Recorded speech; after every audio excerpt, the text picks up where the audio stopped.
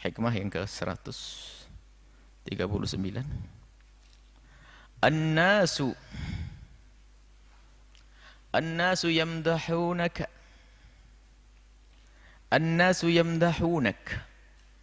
Orang-orang pada memujimu dan menyanjungmu. Lima yadhunnunahu fika. Karena hal kebaikan yang diduga ada padamu.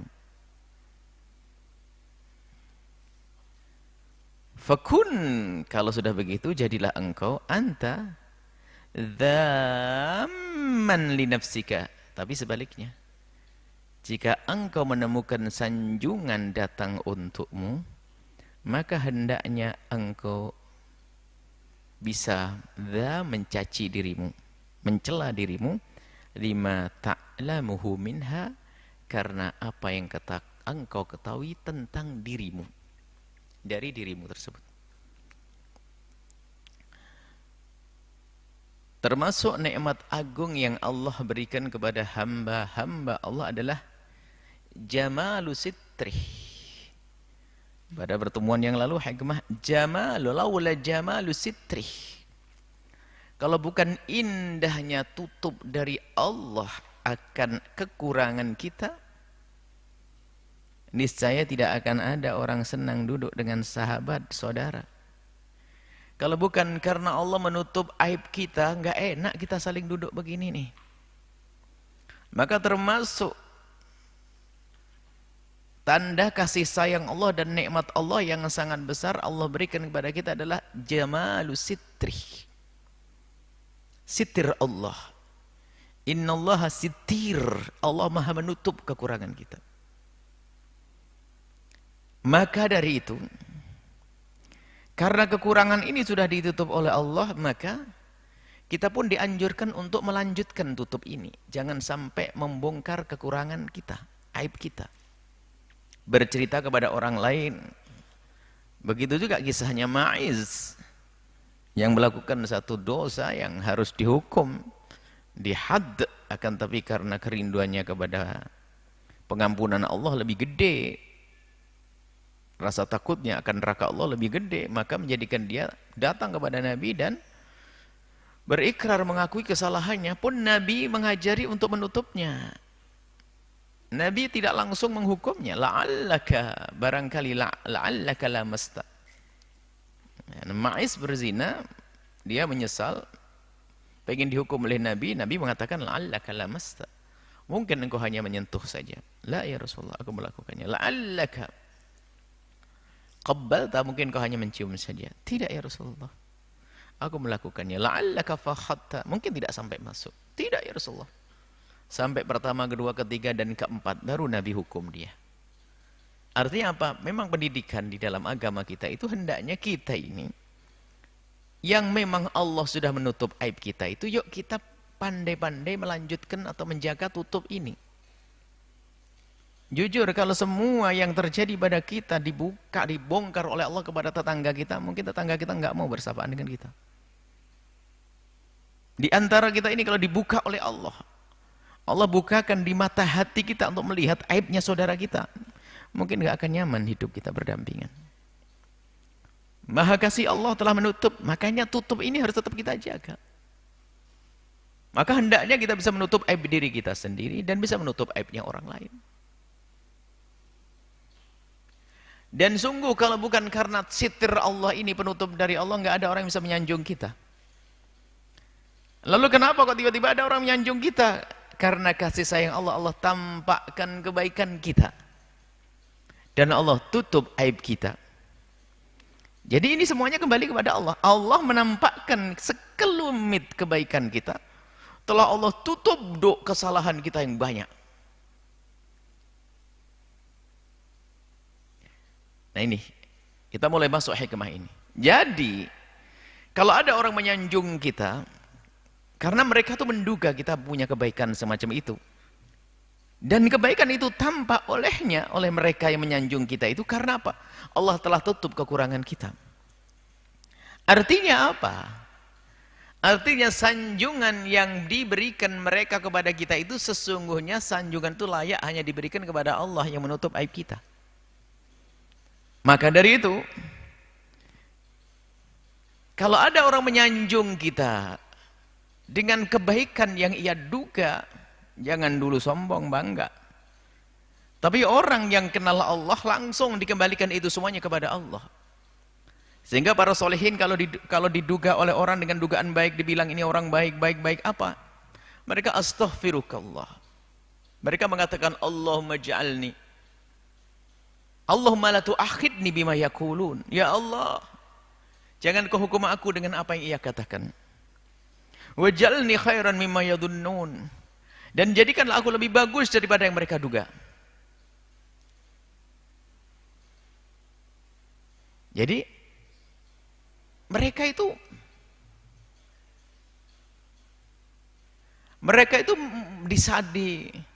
disanjung itu malah kebingungan, sedih. Aku disanjung, aku punya kelebihan apa ini? Kebaikanku yang diperlihatkan sedikit dari kebaikanku, kejelekanku lebih banyak, dosaku lebih banyak. Sehingga para kekasih-kekasih Allah itu kalau disanjung sama orang itu sedihnya yang tampak, bukan bangganya. Naudzubillah, kita kalau sudah disanjung sama orang sudah habislah, kayak terbang di awang-awang sudah, seolah-olah kita sudah Masya Allah. Tidak, kalau orang kekasih Allah sadar bahwasanya di saat disanjung oleh manusia itu sebetulnya karena Allah saat itu menghendaki kita untuk tertutup aib kita dan menampakkan sekelumit kebaikan kita. Jadi mereka orang-orang baik, orang-orang soleh disanjung sama orang khawatir kalau ini adalah menjadikan dia semakin jauh dari Allah atau terelna. Rabbu Allahumma la tu'akhidni, ya Allah jangan hukum saya. Disanjung saya kena, orang nyanjung kenapa kita ketakutan? Iya takut mereka. Takut gara-gara itu semuanya melakukan satu tindakan yang salah lalu dihukum oleh Allah. Wal ja'alni khairan mimma yadhunnun, ya Allah jadikanlah aku lebih bagus daripada yang ia duga. Astaghfiruka mimma yakulun, ya Allah aku mohon kepadamu pengampunan dari apa yang ia katakan. Nah ini, di sisi lain masalah sanjungan bukan sebuah dosa, sanjungan bukan sebuah dosa. Bahkan mungkin masih ingat kita kemarin di pembahasan kita Riyadhus Shalihin tentang bagaimana jika seorang yaf'alu fi'lan minal khairi, ada orang melakukan satu kebaikan lalu disanjung sama orang lalu ikut senang. Nabi mengatakan enggak apa-apa, itu namanya ajilu busyral mu'mini, kabar gembira yang didahulukan oleh Allah di dunia. Jadi bukan sebuah kesalahan kalau tiba-tiba ada orang menyanjung kita laki-laki senang. Senangnya itu yang menjadi tidak salah itu senangnya mensyukuri tadi sitirnya Allah, mensyukuri Allah memberikan pada kita kebaikan tersebut. Tapi di balik itu ada kesedihan ya. Langsung terlihat di dalam dirinya adalah kekurangannya. Nah inilah. Maka dalam hikmah ini lanjutannya apa? Fakun anta dzamman li nafsik. Maka hendaknya engkau di saat ada orang menyanjungmu, memujimu, hendaknya engkau segera tahu bahwasanya di dalam dirimu banyak celah, banyak kekurangan dan hanya engkau yang tahu, seperti disebutkan dalam Al-Qur'an. Balil insanu ala nafsihi basiratun. Orang lebih tahu tentang dirinya sendiri. Wala alqa ma'adhirah. Biarpun dia itu orang yang berhujjah, dia ingin mencari pembenar itu, sebetulnya dia tahu kalau dia salah. Kita lebih mudah untuk mengetahui kekurangan kita itu. Aib kita, subhanallah. Dosa yang kita lakukan di saat sendiri, di saat ini dia, Masya Allah. Kesalahan-kesalahan yang kita lakukan. Kesalahan ya keharaman ya, kalau halal ya urusan kehalalan ya lain cerita. Jangan sampai ini haram, maksudnya keharaman yang kita lakukan, dosa yang kita lakukan. Ya, kalau kehalalan tidak masuk. Kalau halalan itu dipandang oleh Allah sebagai amal ibadah ya, seperti pengabdian suami istri dan seterusnya, itu lain cerita, bukan itu hal. Maksudnya aib dosa yang dilakukan seorang hamba, baik dosa hati, dosa anggota tubuh, itu seseorang itu lebih bisa mengetahuinya sebetulnya. Biarpun di saat ditanya dia berhujah untuk menutupi dan sebagainya. Allah tahu dan kita tahu. Dan memang kita hendaknya menutupi kekurangan aib kita itu. Kita tutup dari mata orang. Tapi kita harus menyadari kapan itu. Khususnya di saat disanjung sama orang. Maksudnya jangan sampai kamu terbang, melambung. Di saat disanjung langsung menjadi berubah semuanya. Masuk wilayah ujub. Lalu berkata, iya tidak ada orang seperti saya. Naudzubillah. Padahal kebaikan yang dilihat oleh orang tersebut itu karena apa? Karena Allah menutup kekurangan kita. Bukan murni dari kebaikan kita. Memang kita berbuat baik itu pun juga dari Allah Subhanahu wa taala. Sungguh kalau kita merenungi, baru kata-kata para ulama, benar. Kalau seandainya setiap dari kita itu bisa melihat kejelekan kawannya langsung begitu. Hidup ini nggak ada yang tentram. Suami sudah nggak bisa mesra dengan istri, istri nggak bisa sama ini, semuanya. Karena kelihatan semua. Tapi maha kasih Allah telah menutup itu semuanya. Karena sudah ditutup oleh Allah, ayo lanjutkan tutup itu. Jangan dibongkar. Kemudian, jangan biasa membongkar yang biasa ditutup oleh Allah. Maka jangan membongkar aibnya orang. Nggak boleh kita membongkar aibnya orang. Tapi pandai-pandailah melihat kebaikan seseorang. Untuk bisa kita tiru kebaikannya. Dan kalau kita melihat kejelekan seseorang, pertama, kita tidak bisa baik-baik dengan dia. Yang kedua, kita mudah meniru kejelekannya. Tapi sebaliknya kalau kita membiasakan diri kita untuk melihat sisi positifnya seseorang, maka kita pertama melihat kebaikan tersebut, mudah bagi kita untuk mengikutinya. Kemudian kita menyanjungnya, nah wajar sah. Akan tapi dalam menyanjung sendiri ada aturannya lah ya. Ada dalam riwayat dari baginda Nabi SAW dikatakan orang menyanjung itu termasuk menghancurkannya. Tapi menyanjung yang pakai itrok berlebihan, menyanjung sesuatu yang tidak pernah ada. Atau ada rajul yuthni apa? Dikatakan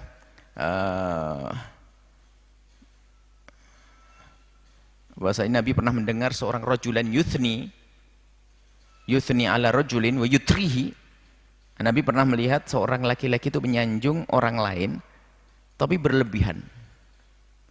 Nabi mengatakan ahlaktum, kau telah menghancurkan dia. Dan riwayat qata'tum, na'am, dhahrar rajuli, jadi kau telah patahkan punggungnya, maksudnya kau telah menghancurkan. Nah, di dalam menyanjung ini harus ada rambu-rambunya. Menyanjung bukan sesuatu yang salah. Bahkan kita harus mengakui sebuah kebaikan adalah kebaikan. Yang layak disanjung, ya kita sanjung. Tapi kita harus tahu, kita pastikan pertama kita tidak menyanjung kesalahan atau kezaliman. Munafik dia. Kemudian hendaknya kita menyanjung kepada seseorang kita yakin dia tidak akan terjerumus dengan sanjungan kita. Ada orang gak ada disanjung berubah. Yang kedua adalah kita tidak menyanjung orang yang jika kita sanjung malah berubah. Ada orang gak kuat disanjung. Ada orang yang tidak kuat disanjung. Bahkan sanjungan itu bisa dalam bentuk lesan, dalam bentuk kata-kata. Ada seorang, mungkin seorang guru atau seorang apa, itu dekat dengan seseorang, tapi seseorang itu bisa didekati, dekat dengan itu tambah berubah akhlaknya. Ada dikisahkan ada seorang, dia di saat jauh biasa anda, tapi di saat dekat sama seorang ustadz, anggap saja di kelas, ada kan pernah ada anak mentang-mentang begitu, ada siswa atau santri yang mentang-mentang, di saat dekat sama ustadz sering sudah mulai kurang ajar, soal mentang-mentang. Artinya dia nggak bisa disanjung, itu mau sanjungan dalam bentuk perilaku dihargai malah aneh-aneh. Dihargai malah perilakunya salah. Dihargai malah dia sombong lah. Ini musibah. Dan ini ada yang semacam ini. Jadi orang itu tidak bisa, tidak pantas disanjung. Nggak perlu disanjung orang semacam itu. Ada pengakuan dari beberapa orang begitu. Orang itu dulu baik sekali. Tapi di saat coba didekati oleh sang ustadz tersebut, dipanggil, diajak diskusi dan ngobrol, ternyata di luar jadi berubah. Merendahkan yang lainnya. Susah diatur, dengan ustadz yang lain jadi sombong. Itu termasuk model nggak bisa disanjung orang kayak begini nih. Terjerumus malahan disanjung. Dan ada model. Tapi kalau orang mengerti, di saat dia dekat dengan orang baik, dia selalu berpikir apakah aku pantas.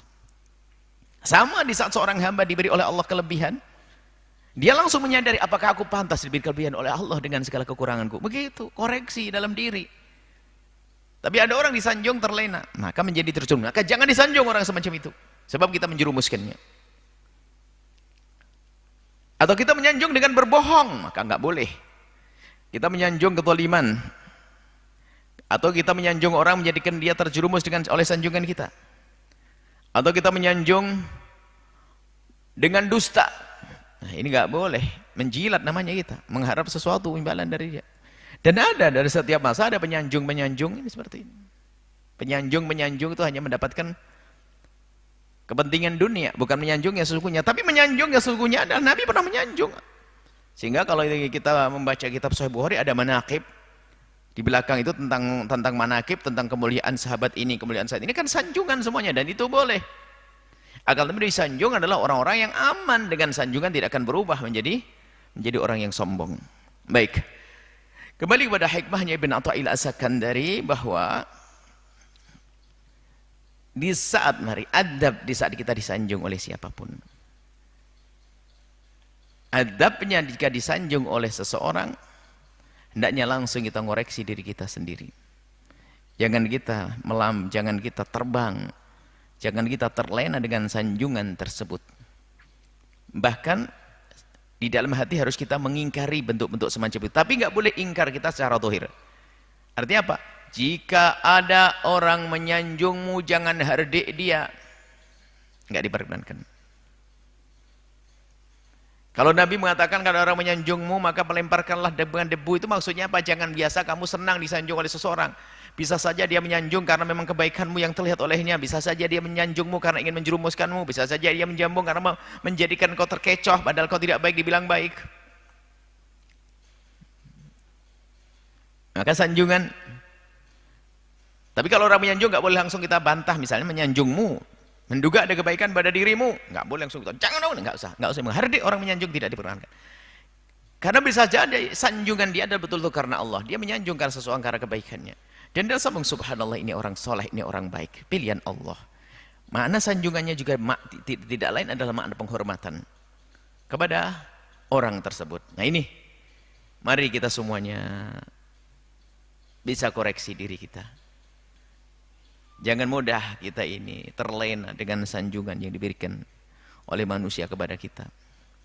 Teramat banyak kekurangan yang tidak dilihat oleh mereka. Bahkan seperti Imam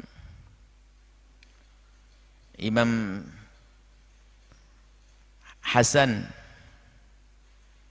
Imam Ali Zainal Abidin, Imam Ali bin Husain ibn Ali. Suatu ketika Imam Ali Zainal Abidin dicaci sama orang. Bayangkan, dicaci dan diolok. Dipanggil dan ucapkan terima kasih saudaraku. Aku ucapkan terima kasih. Apa kata Imam Ali? Apa yang kau ketahui itu sangat sedikit dibanding kenyataan kejelekan yang ada padaku. Diolok bukan membela. Terima kasih. Apa yang kau ketahui itu sangat kecil dibanding kejelekan, kekotoran yang aku miliki.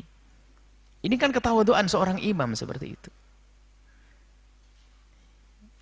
Makanya yang mudah naik pitam di saat diolok, maka dia gampang melambung di saat disanjung. Nggak benar semuanya. Jadi saat sanjung dong kata Imam itu, lakin fakun anta dzamman li nafsik. Di saat ada sanjungan kau tidak boleh marah. Satu sisi ucapkan alhamdulillahilladzi adharal jamil. Sebagian para ulama mengatakan alhamdulillahilladzi adharal jamil wa sataral qabih. Kemudian Allah maj'alni kama yadunnun, Allah maj'alni khairan ma yadunnun, Allah ma la tu'ahhidni bima yaqulun, Allah astaghfiruka bima yaqulun. Ada doa mereka. Di antara mereka berdoa semacam itu. Allah maj'alni kama yadunnun waj'alni khairan mimma yadunnun. Alhamdulillahilladzi adharal jamil wa sataral qabih. Langsung alhamdulillah pujiku kepada Allah. Alladzi yang adharal jamil, menampakkan yang bagus, wa sataral qabih. Doa-doa itu sebenarnya adalah untuk meredam dia agar tidak melambung. Dalam irama mengamalkan apa yang dikatakan oleh Ibn Atha'il As-Sakandari, fakun anta dzaman li nafsik. Hendaknya engkau mencaci dirimu sendiri, cela dirimu sendiri. Kenapa? Lima ta'lamuhu, karena terhadap apa yang engkau ketahui tentang minha. Engkau yang lebih tahu tentang dirimu sendiri, subhanallah. Banyak kesalahan dosa. semakin banyak seorang hamba menyadari kesalahannya, semakin jauh dia dari kesalahan.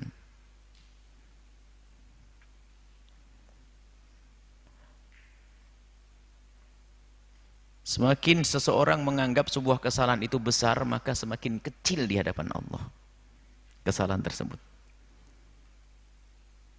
Biarpun itu dosa kecil, tapi kalau dientengkan jadi gede di hadapan Allah.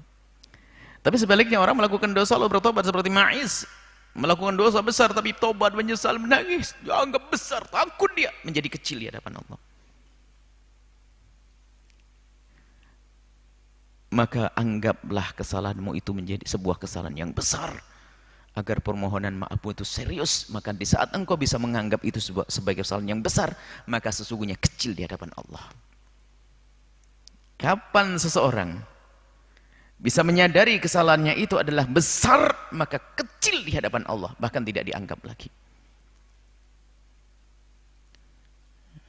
Ada orang dosa tidak berdosa, merasa tidak berdosa, kan repot. Dosa yang paling dosa adalah orang berdosa tidak pernah merasa dosa. Ini repot manusia semacam itu. Maka di sana ada penyesalan. Ada orang menyesal dari dosa besar, ada menyesal dari dosa kecil. Bahkan ada orang bisa menyesali bukan dari sebuah dosa. Kok bisa? Bahkan Nabi sendiri bagaimana kok bertobat, istighfar. Aku tidak beristighfar dalam satu hadis kurang dari 70 kali. Nabi istighfar apa? Tidak mungkin berdosa, tapi beristighfar. Tapi istighfarnya Nabi adalah istighfar kelas tinggi. Istighfar itu kan tinggal tingkatan model-model manusianya. Manusia banyak dosa, istighfar karena dosa. Nabi istighfar. Jadi menyadari sebuah kesalahan. Jadi kesalahan itu adalah sebuah kesalahan. Tapi besar kecilnya kesalahan itu tergantung siapa yang merasakannya. Sebuah kesalahan besar tapi dia merasa itu sebuah kesalahan yang besar, menjadikan murka Allah, lalu ketakutan. Kata Ibn Athaillah, kam min maksiatin, alangkah banyaknya kemaksiatan yang turih itu menjadikan seseorang itu apalah khudu'an, atau menjadi seorang tawadhu kepada Allah, menjadi seorang tunduk kepada Allah. Alangkah banyaknya. Kapan itu? Tapi tidak boleh kita berbuat dosa pengen tunduk di hadapan Allah, ya enggak. Maksudnya setiap orang itu kadar kesadarannya itu dia menjadikan dia semakin tunduk kepada Allah. Dia melakukan dosa kecil saja sudah tidak bisa tidur semalam. Masya Allah, istighfar nggak berhabis-habisnya. Allah indah. Ada orang melakukan dosa gede seperti tidak melakukan dosa, na'udzubillah. Nah ini keseimbangan. Kalau sudah orang di saat disanjung lalu dia melihat kekurangannya diri, insya Allah aman, dia tidak akan mudah terpeleset dalam dosa. Tapi yang orang disanjung sudah langsung kayak terbang di awang-awang, lihat dosa yang banyak mudah dilakukan. Dan kerjaannya hanya nutup dosanya saja di hadapan manusia, dan dia tidak takut lagi berbuat dosa. Yang penting orang tidak tahu. Na'udzubillah. Ini musibah munafik. Meninggalkan dosa hanya karena dilihat oleh manusia. Tapi di saat di tempat yang aman dia bisa melakukan apa saja.